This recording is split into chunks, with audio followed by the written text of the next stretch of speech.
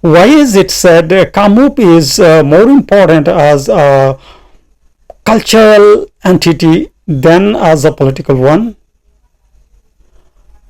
When you closely examine the cultural panorama of Eastern India, Assam, Manipur, Bengal, Mithila, and Orissa, and delve into the region's social fabric, you will discern an underlying thread, a foundational element that upholds the entire structure.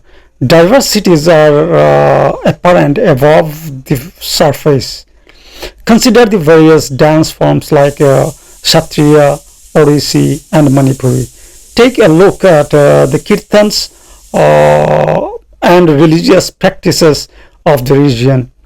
Observe the melodies, observe the musical instruments, melodies, and vocal techniques. Study the customs, social etiquettes, and values. Get to the bottom of the general outlook on life. Let's refer to the insightful work, The Social History of Kamrupa by Nagendranath Basu, a scholarly figure who not only authored numerous works but also edited a 22-volume Vishyakosh, that is encyclopedia, in Bengali. In the preface to volume 3 of The Social History of Kamrupa, Basu writes,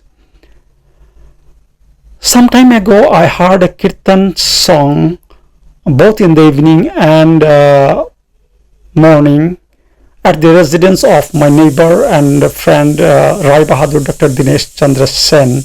I heard similar songs in some places in Orissa.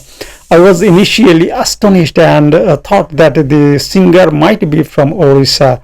Surprisingly, I discovered that the singer was not from Orissa, but a learned gentleman from Kamrupa. His style of Nama Kirtan and his way of expressing emotions piqued my curiosity to such an extent that I found the coincidence puzzling.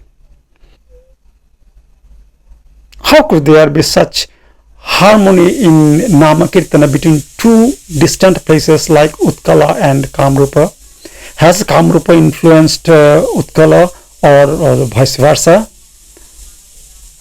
Initially, Basu believed that the Kirtanas and their singing style originated in Orissa. He speculated that Sankardeva, the great Vaishnava saint from Assam, might have visited Utkala and brought the art of singing Kirtanas from there. However, upon deeper explorations of Vaishnava literature of Utkala, he became convinced that the introduction of Kirtan songs in Utkala was influenced by Mahaprabhu Sri Chaitanyadeva. Further study revealed that Sankardeva, the saint from Kamrup, sang Kirtanas in Assam even before Sri Chaitanya's time in Bengal. To his surprise, he later discovered that Kirtanas were sung in Kamrupa even before Sankardeva's era. It was an ancient tradition predating its adoption and popularity in Bengal and Orissa.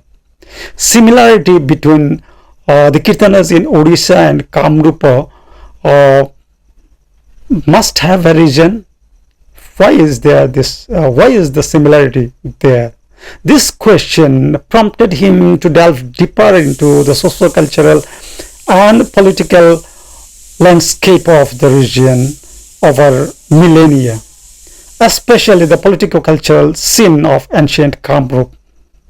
He critically examined the era of Xuanzang, the Chinese scholar's visit to the region, and studied how Bhaskar Varman, the king of Kamrupa, and Harshavardhan of Thaneshwar joined forces after the treacherous assassination of Rajyavardhan to teach Shashanka, the king of Gauda, a lesson. Bhaskaravarman later became the ruler of eastern India, including present Bengal and Orissa.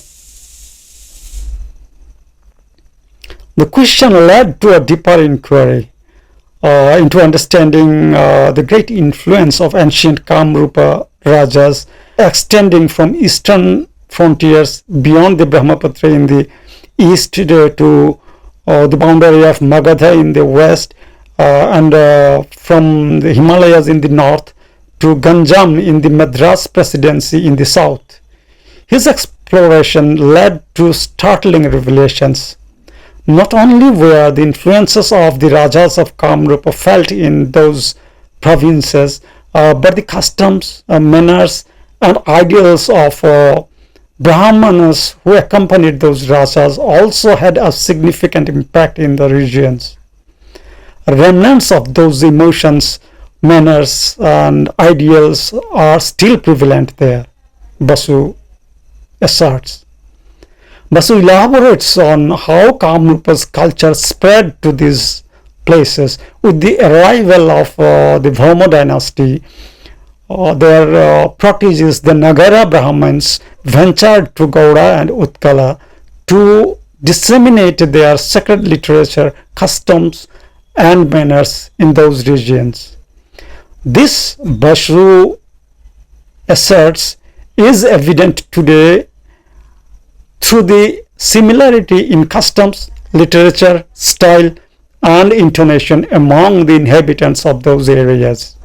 Basu further claims that epigraphic records also corroborate this ancient political reality, that the Bhauma dynasty of ancient Kamrup not only ruled Pragjyotisha but also Gauda, Udra, Kalinga, and Kushala,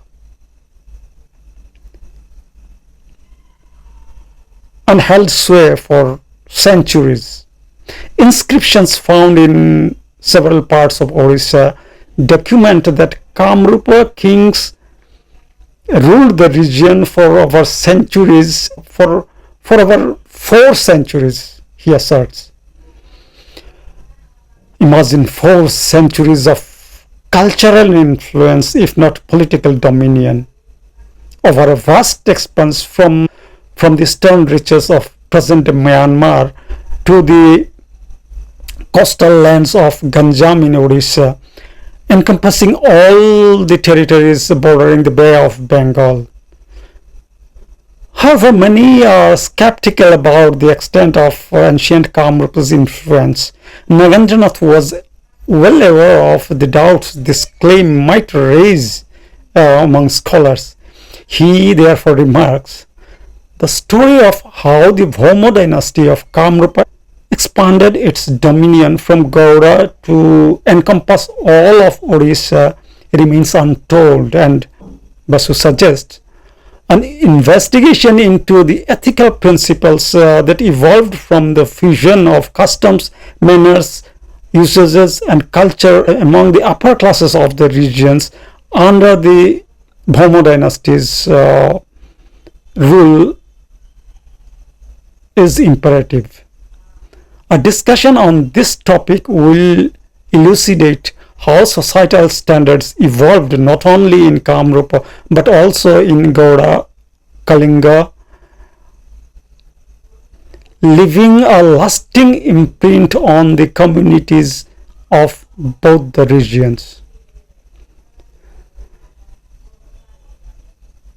If you enjoyed the story, please subscribe to my channel and interact with my videos and suggest what topics I should cover and how I can improve my research and storytelling. Thank you.